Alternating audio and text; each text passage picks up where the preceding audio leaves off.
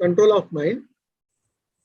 I am glad that your desire to sit for meditation at the fixed time is growing stronger. This is no doubt an encouraging sign. But, dear brother, I do not expect you to neglect me. And if you make up your mind not to leave me, you will find me always beside you. And of that, you will have experience in due time. Treat your thoughts and ideas as uninvited guests. If they trouble you further, just imagine them to be mine and not yours. This process is very effective and can never fail to bring about the desired result. Please inform me of the result. Thoughts can be stopped just in a moment, but that will not be in our interest, since for the attainment of liberation, it is but essential to throw out the buried thoughts after having completed their boga. You say, I hope my distress cry will move your pitying heart. In reply, I may only say that my master has made me the target of the world's sorrows, and I like to prepare at least one for the same. You can meditate for any length of time, but there must not be any mental exhaustion. Achha, one point I just want to highlight. He says, since for the attainment of liberation, it is but essential to throw out the buried thoughts after having completed their boga. Like suppose after meditation also, suppose you are sitting in your office and you make your mind tranquil and allow it to rest on the master, or just in a relaxed frame of mind without any desires or ill will in your mind, then whatever buried thoughts will come into your conscious mind actually. And there, if you treat them like uninvited guests, or if you don't react to those thoughts, either liking or disliking, that is the that means they're undergoing their boga and they get exhausted. That's why we can apart from cleaning, if you maintain this constant remembrance, also this store gets exhausted very rapidly. But if you react to it, that will not get exhausted. Suppose a thought comes, and suppose I dislike that thought, and then I like to bury that thought away. That means I'm reacting to that thought. Then that boga will not get completed. I have to just watch it and then treat it like an uninvited guest. Wait as long as the thought remains. Then it gets exhausted and goes away. Suppose I react to it and then increase my anger or increase my ill will or increase my aversion. If I keep reacting like that, then the boga is not exhausted. It goes back again. So in the same way, I mean, positive thoughts also, negative thoughts also. Positive thoughts doesn't give you much. You actually enjoy those thoughts. You go into enjoyment, and then if suppose somebody says, "Sir, you have done a good operation. You helped me quite a lot." You enjoy that kind of a thought actually, and then you would like those thoughts to get repeated. That is also an entanglement. You are forming a network again. There also, if you treat it like an uninvited guest, nothing happens. But basically, negative thoughts only the problem comes. No, whatever, I mean, they'll be coming from the depth of your consciousness. If they come, if you don't react, it's getting exhausted. Apart from the evening cleaning process, free time also you can meditate also, or you can meditate thinking about the presence of divine in the heart, or meditate thinking about the presence of God everywhere, and then these thoughts will be coming out, because that creates a vacuum in your conscious mind. So this is very important actually. Right. But your reaction will be a problem. Reaction means again forming a network. That is why elementary rules of spiritual practice is yielding. having an attitude that everything is acceptable and agreeable to me. That's why when you say you're like a dead man in the hands of a dresser, you don't react. Person, if he's dead, the people who dress him up for a funeral, if he lifts the hand remains lifted. If it is shifted in any position, you don't react. So that can be copied. Mentally, it is easily possible to live the state like a dead man. If you don't react, like a dead man. So there, the samskara gets exhausted very rapidly. Otherwise, progress will be very, very slow. Okay, we'll go ahead, please. India is the home of spirituality. As such, speculation has been active in all ages. This is the time when the dormant forces of man are taking a deeper trend on the spiritual plane. The world is also having its own share in building the entire structure of man on the basis of spirituality. The most encouraging feature of the day is that they are all seeking the way for peace. In spite of so much wealth in some parts of the world, peace is wanting. The external means are adopted in vain for earning peace. Unless we turn ourselves inwards, seeking peace, we cannot have even a grain of it. Different methods are being adopted for securing peace. One adopts it according to one's own temperament.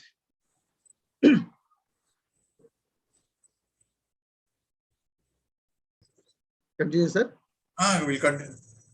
The teachers of the day mostly leave the burden of controlling the mind on the taught, which really makes it a difficult problem for the Abhyasi, with the result that he is unable to overcome the difficulties. In such cases, the teachers feel that nothing remains to be done by them. In other words, the duty which devolves on the teacher is shifted onto the taught. The Yoga Marga brings about the result very soon if one has the real devotion side by side. Because of the instrument of devotion, one soon becomes attached to the beloved. The thought of their beloved is there, and this helps a man to go into deeper consciousness. If somehow we get the teacher who can foment us by his internal force, acquired by being a Brahmanishta, then the difficulty is mostly over. And we soon begin to peep into the real being.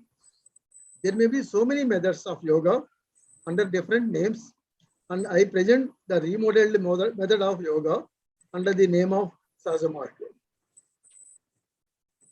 The Abhyasi is recommended to do the meditation on the heart, supposing the divine light within.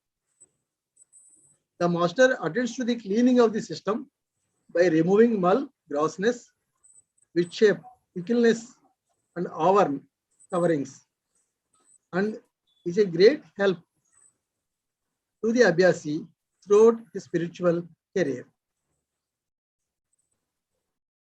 We have come down from the main source, and when we want to return there, we'll have to ascend, crossing the different chakras or plexuses. I am not dealing here with the technique of Shahajahanpur, but with a few things necessary for those who have formed their tendency to rise above themselves.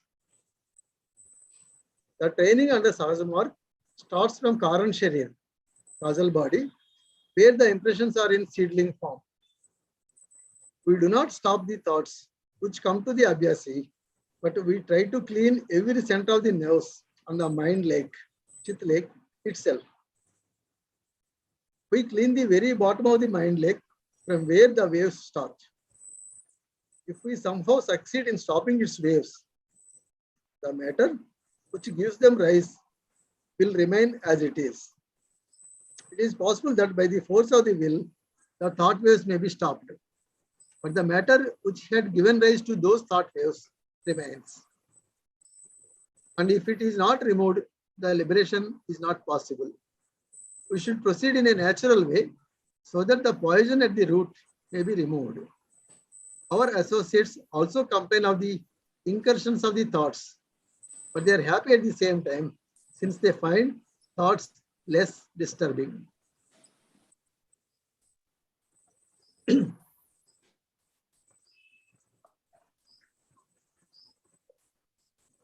This is akin to what you said earlier.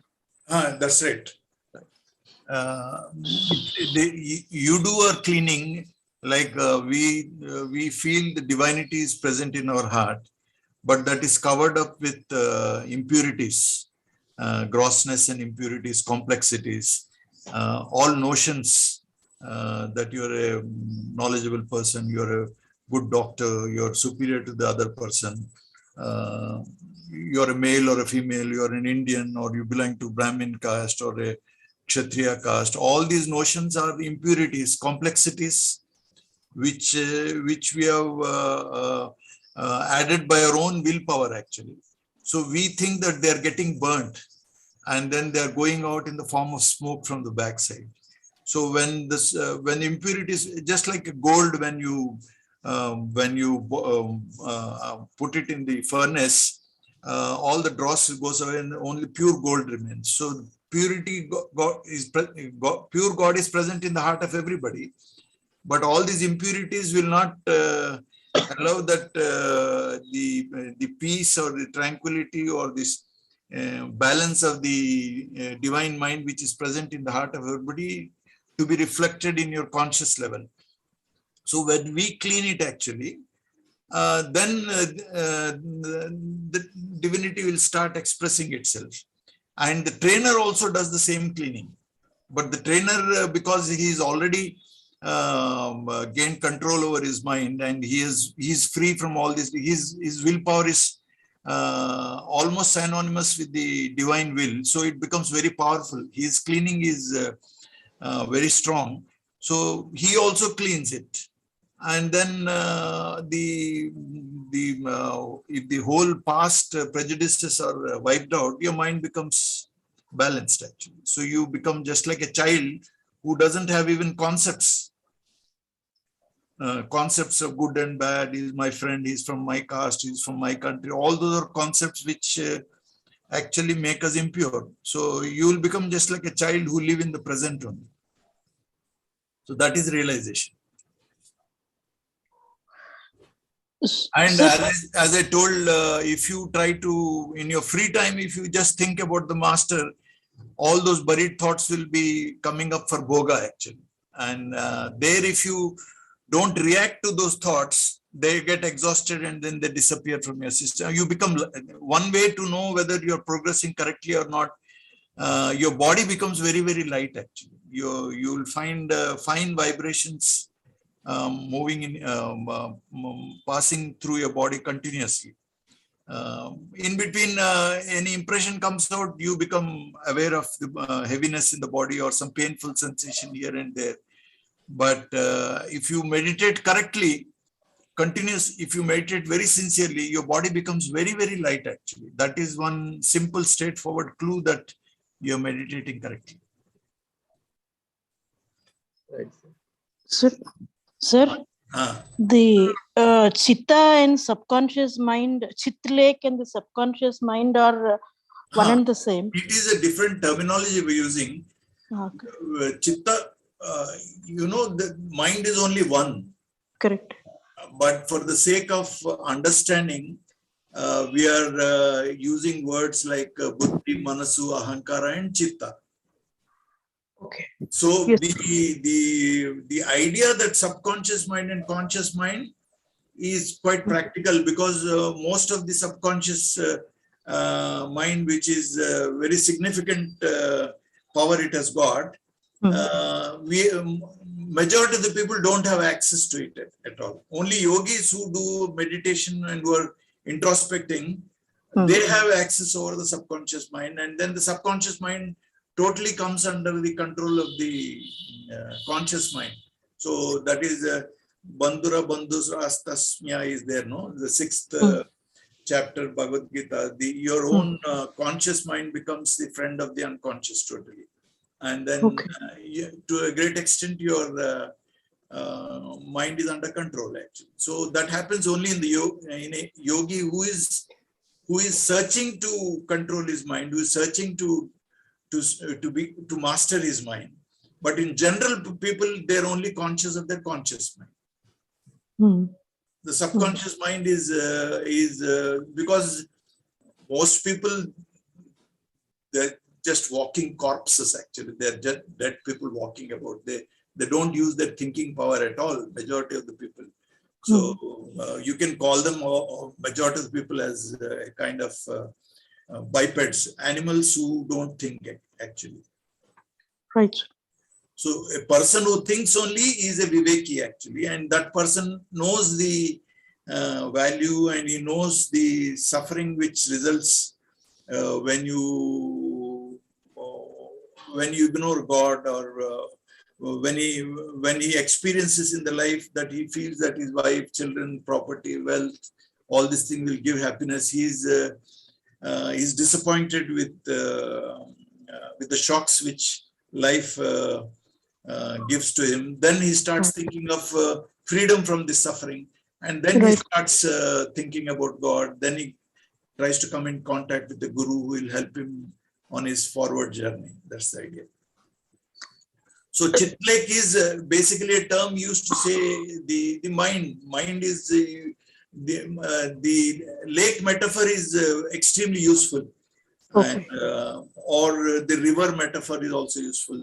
I mean, like thoughts and feelings which arise in your consciousness, if you can think in terms of water flowing in the river, and these thoughts and feelings, I don't mean to say that the brain is the river, but to think like that, we use metaphors like flowing river and all that, and we use metaphor like a whirlpool, which is a knot actually. Knot is water in that knot, in the whirlpool is not different from the rest of the water. It is stagnant there. It doesn't, the rest of the water goes into the ocean, but whirlpool remains there itself. It has got a boundary, but it is a water only. So in our thought also, there are a lot of whirlpools like that, which restrict our freedom actually. So if you meditate properly, these whirlpools get dissolved, and then you enjoy a sense of peace and freedom. That's the idea. These are words which it's a difficult subject, you know, the phenomenal personal experiences many times cannot be put in language, but only you can understand them by taking recourse to these metaphors actually. Right, sir. Okay. Thank you, sir. Thank you. Thank you so much. Can attain liberation, as our scriptures say, only when we are free from the coil of past samskaras or impressions. The present samskaras are so much controlled by themselves that no further samskaras are allowed to be formed. It is, of course, a spiritual state, and we come to it easily in Sahajamarg when we go deep into the consciousness.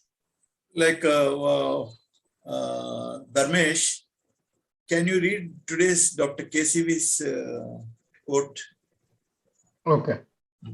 That will give an idea how the samskaras get burnt actually.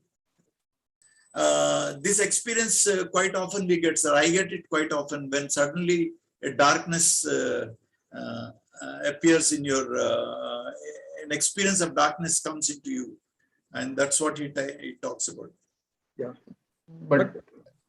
but as we pass on, we come across the hot, bright or dark light, which begins to consume the entire ignorance, or it is that which leads to the higher experience of the flowing waters of reality, whose variegated colors are enchanting and pleasing. The idea is that the dark light, when it comes, that has got the power to consume all the buried impressions. They just get destroyed actually. Yeah. So the more you, your mind merges in Ishvara or God, the more you develop love for God and you want to merge in it. The moment that merging happens, even for a short while, during the as a result of that short mergence itself, many samskaras get burnt actually, they get destroyed, and then you become lighter and lighter day by day. Okay, we'll go back. Yes. The thoughts which the mind creates help a great deal to bring the past impressions to Bhoga. Some people may be afraid that if they adopt the yogic means and the trail of samskaras continues, they may be in greater difficulties and may suffer from ailments, diseases, and accidents. They may be right in their fears, but if such a thing is to happen, the presence of the master will, in that case, become useless. The Abhyasi himself works in removing their intensity. The force of the master too helps the Abhyasi in his efforts to fry them to a great extent. The method may look foreign to the readers, but it is the ancient method which lay buried so far. The effect of the Bhoga is not so as Abhyasi considers. In spite of the fact that so many impressions have pushed themselves for the Bhoga, the cleaning of the system itself means the removing of all these things. The cleaning of the system brings the desired result very soon, and we become lighter and Soshma day by day to secure union with the lightest.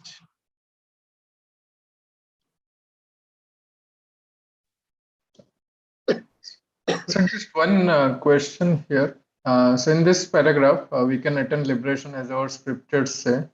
The sentence here says the present samskaras are so much controlled by themselves that no further samskaras are allowed to be formed. And it is of course a spiritual truth. This is after liberation.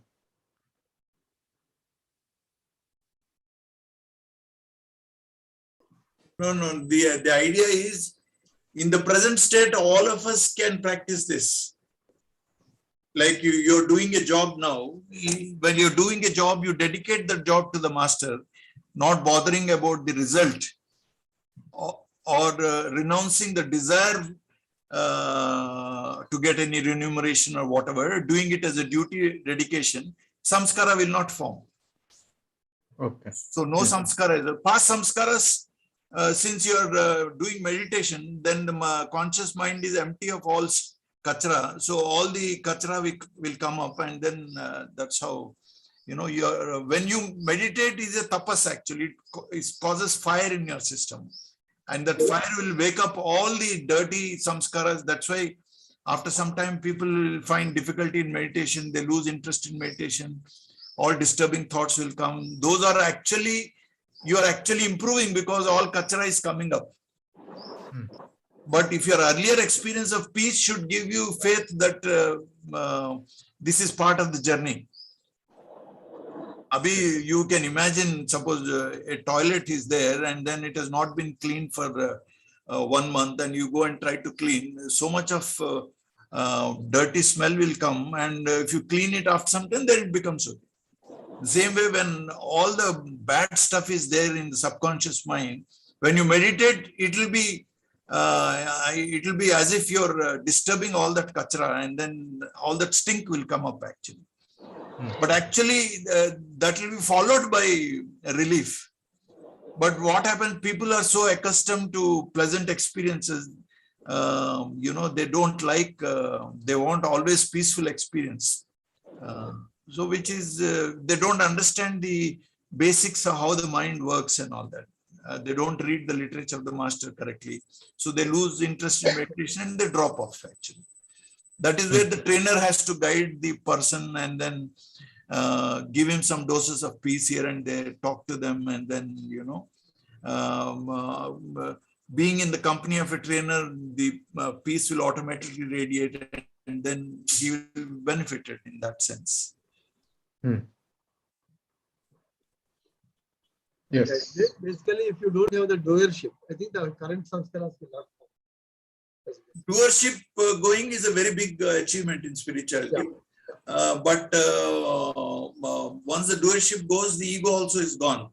And you become almost your will. There will be no difference between your will and God's will. that comes out of love only, that there are several things simultaneously happening, because you become very clear in your mind that God is the real reality, and then rest of the world is only a reflection of His, and then the world becomes like a shadow actually, and then you'll be drowned in a sea of peace continuously. It's not episodic peace; it's a continuous peace actually. Yes. But even in that stage also, the past samskaras have to undergo both. Unless you undergo the past samskaras, you will doership may go. Some past samskaras can keep coming up, but by the time the person's mind is so disciplined, he can easily maintain equanimity even if he's having physical pain or suffering also. The pain or physical pain or suffering which comes due to past samskaras, they don't have the power to disturb the equanimity of a yogi actually. So you will not even complain unless he happens to meet a doctor or somebody. Yes. We'll continue. Thoughts. I do not understand why people often complain about thoughts arising as they start to meditate or contemplate on divine pervasiveness or so. My specific advice to all abhyasis is that one should not worry about the thoughts that arise during meditation or at other times. This is important, sir. Other times also. Yes. Okay. They rise for the sake of evaporation. It is not possible to become completely thoughtless.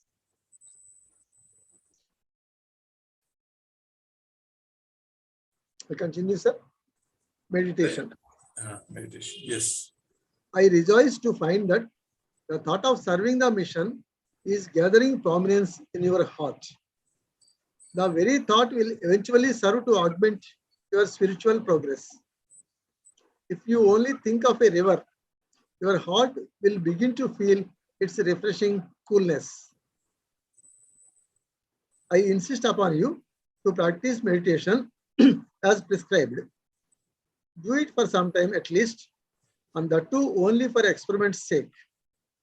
If you can do nothing else, then just imagine in your mind that I, Ramchandra, am myself drowned in your thought.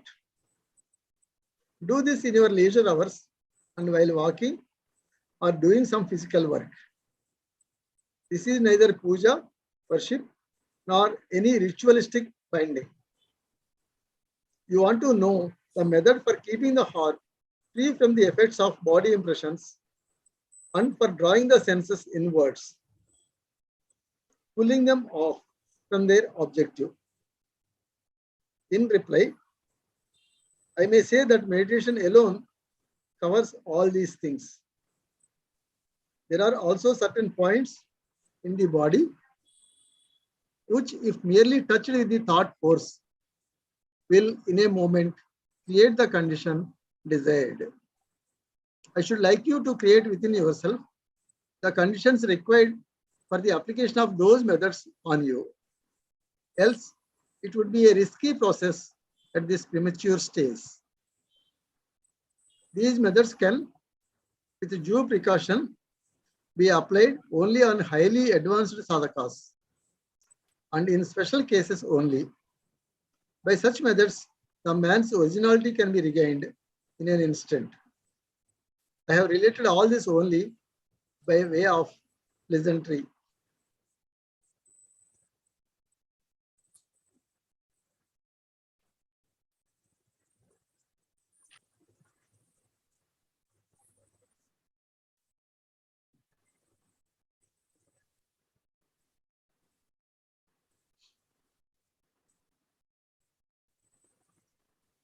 Go ahead, sir.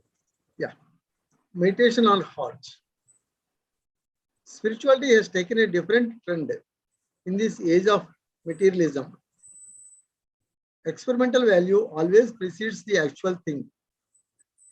At present, the real test of a saint is not his real internal condition, but his outward appearance.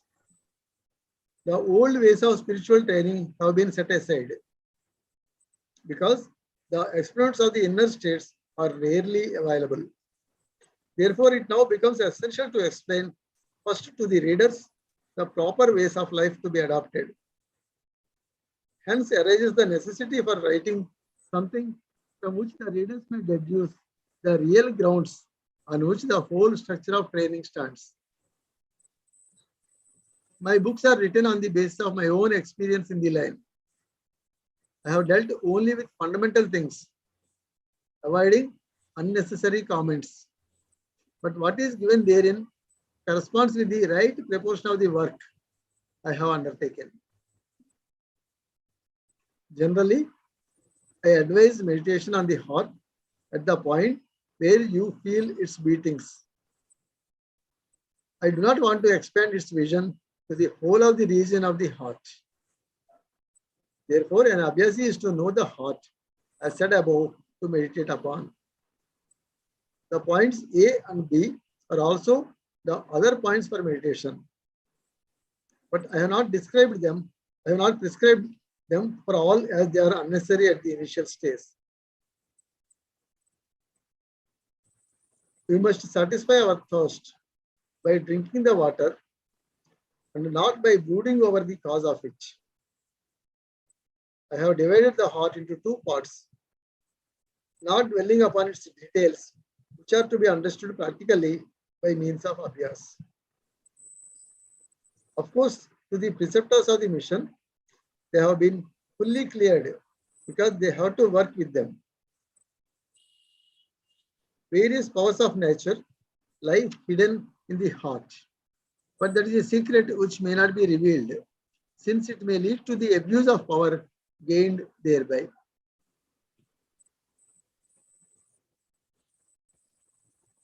Madhava, the points A and B are also the other points for meditation, but I have not prescribed them for all, as they are unnecessary at the initial stage.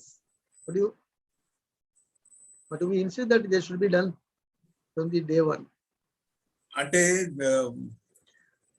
The institute presumed, sir's experience has presumed that sir has presumed that people have undergone 2 days initial training program, and then we have given them a lot of time for them to take a decision to come to take introduction sittings after considering carefully what has been taught in the course and all that. So institute presumes that they're all matured people are only coming for meditation, who are willing to achieve a state of vairagya where they're free from desires. Right. And if a person wants that his mind should be free from desires, A and B is a must actually. And if you want to overcome sexual passion, which is a major obstruction in spiritual practice, point A meditation is a must. So where you treat all women as sisters or this thing. Like Babuji says, you have to, whenever you look at a woman, the idea that she's a sister should come into your mind. And he says, I appreciate the old system of addressing women as Devi, he says. So most people are not in that state. Most people are or in a lower, or I would say in a grosser state of enjoying sensual pleasures, getting married, enjoying a lot of sensual pleasures and all that. Their mind will not be inclined to do point A meditation, because then there's a contradiction there. There's a strong desire to enjoy sensual pleasures, probably sexual pleasure and all that, and then food or, going on holidays and all that. These are all sensual pleasures. And if you do point A and B, then the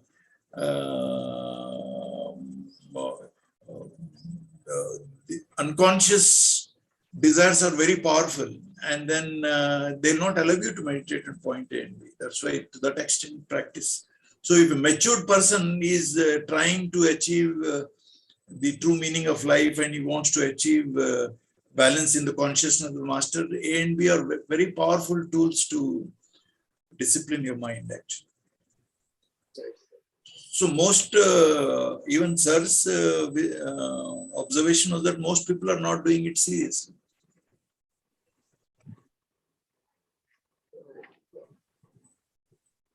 Because if you do, then your mind will be very balanced actually. So initially, probably, he has written basic things I had to write about, like basic etiquettes, yama niyamas, truth speaking, worshipping God as a important activity, reading spiritual literature. All these things have now become necessary because people have forgotten the old spiritual culture. So in the materialistic age, people have become totally, they've totally lost the awareness of our spiritual culture. So first they have to be educated into normal manners and ethics, and then gradually let them know about the importance of developing love for God and all that. And if they move beyond a certain stage, then point and we start working beautifully. Most people are generally the state of mind of society, which is dominated by materialistic, by belief in the reality of materialism and belief in the reality that you earn a lot of wealth, or you earn a lot of name and fame, or you get married to what you believe is a very desirable mate or whatever, and you feel that you will be happy only in that. That is a very powerful materialistic belief system, whereas reality is not like that. No? Reality, you feel frustration, you experience frustration at every point in your life because none of your desires are generally met. So so to that extent, to make them realize that everything is not under your control, only thing which is in your control is your reaction to situations. That is a basic principle of psychology also. So once they know, then they can be guided on the path of spirituality towards God realization. Actually, Babuji's method is only about God realization. He is only helping you to see that your mind merges in God. He is talking of absolute reality, not penultimate goals at all. But since the influence of materialism very high, people will want spirituality to pass exams, want spirituality to get a better job, want spirituality to help solve the medical problems of their parents or relatives or whatever it is.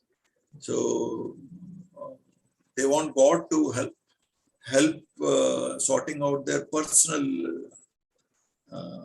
problems. Even if you got Sir used to joke, there were several abhyasis when they were traveling to Shahajahanpur. It was very common for people to talk. Nenu potunte na kadupulo neppochindi. I had a lot of tension in the abdomen. By the grace of God, I could pass motion and all that. They used to say, and Sir used to laugh. But they seriously believe that God is so much concerned about their constipation that he has blessed them so that they can empty their bowels, and they feel elated that, God is thinking about his constipation. So there were so many cases like that. So if you talk about A and B to such people, I don't think it makes any sense.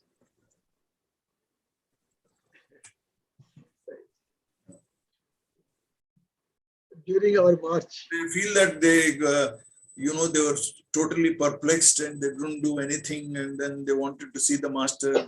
Severe craving. The ticket was not available. Suddenly there's a change of heart in the TC, and then he suddenly came and gave you the ticket, and like that. They keep on narrating stories like that. Yeah. So it's, by the way, it's light recreation for you all. Anyway, let's go ahead. I'll continue, sir. During our march, we pass through the circles given in the reality of dawn. You will find the entire universe along with these circles, even in every atom. But it requires a good deal of time and anubhava to come to its proper understanding. So we must look to the real substance and not to that which it displays. The diagram showing the lower and upper regions of the heart is only an imaginary ground to come to an understanding. How the heart in its lower state takes the reverse trend onwards is a problem not to be understood so easily. If I try to clear this mystery, I may hardly find words to express it, except that the phase is changed and the life is transformed. Then the heart, instead of being a field for defective mental activities, becomes the ground of nature. Everything is changed into real. The position of the heart, though physically at its own place, is also changed. It may be a greater ambiguity to say that L becomes U. But for explanation of it, the word silence alone will perhaps serve the purpose best. I shall request you to go through the book over again. If you do so, you will find therein answers to all your queries. Putting before you my most favored view, I may say that instead of pondering over how the world came into being, we should admire the being who brought it into existence. This wonder will reveal to you how the creation set in. But only when you know the real being in his real state. If you go on counting the leaves of a tree, it is likely that you may soon begin to forget what you have already counted. The mother will never enable you to have the taste of the fruit which it bears. If you want to analyze the leaf, it is better to analyze the very fruit which it bears. How can you analyze it? The modern means are to test it in the laboratory, but the ancient way is to eat it and digest it to feel its effect. So you must develop the capacity to drink the ocean like Agastya Muni. If you go on drinking the water from petty rivulets, it may never be possible to get time and age to swallow the whole of the ocean, nor even to reach its very shore. My advice, therefore, to everybody is seek the being that seeks you and not that which tends to neglect you. I think we'll stop here, sir. It's 1 hour now. Right.